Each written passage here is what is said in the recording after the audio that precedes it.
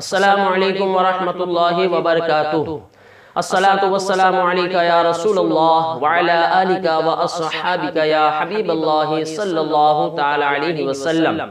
محترم ناظرین، آج کے اس خاص ویڈیو میں آپ کو نماز غوثیہ کی تفصیل بتاؤں گا کہ اس نماز کی کیا فضیلت ہے، غوث اعظم رحمت اللہ تعالی علیہ نے اس کے بارے میں کیا فرمایا اور اس کا کیا طریقہ ہے۔ لیکن اس سے پہلے میں آپ سے گزارش کروں گا کہ اگر آپ میری چینل پر نئے ہیں تو اسے سبسکرائب کر لیں اور بیل کے آئیکن کو بھی پریس کر دیں تاکہ ہر نئے ویڈیو کی نوٹیفیکیشن آپ کو ملتی رہے۔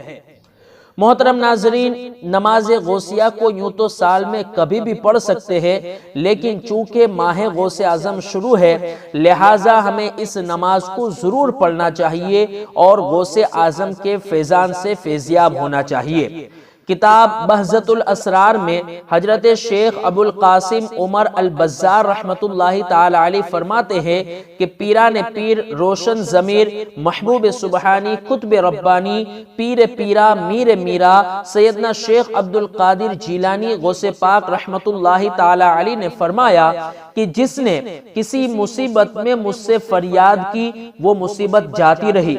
جس نے کسی سختی میں میرا نام پکارا وہ سختی دور ہو گئی، جو میرے وسیلے سے اللہ عز و جل کی بارگاہ میں اپنی حاجت پیش کرے وہ حاجت پوری ہوگی، اور جو شخص 2 رکعات نماز نفل پڑھے اور ہر رکعت میں الحمد شریف کے بعد قل هو اللہ احد شریف 11 بار پڑھے، سلام پھیرنے کے بعد سرکار مدینہ حضور صلی اللہ تعالی علیہ وسلم پر درود و سلام بھیجے، پھر بغداد شریف کی طرف 11 قدم چل کر میرا نام پکارے اور اپنی حاجت بیان کرے، انشاءاللہ وہ حاجت پوری ہوگی۔ بغداد شریف کی سمت مغرب و شمال کے تقریباً بیچوں بیچ ہی میں ہے۔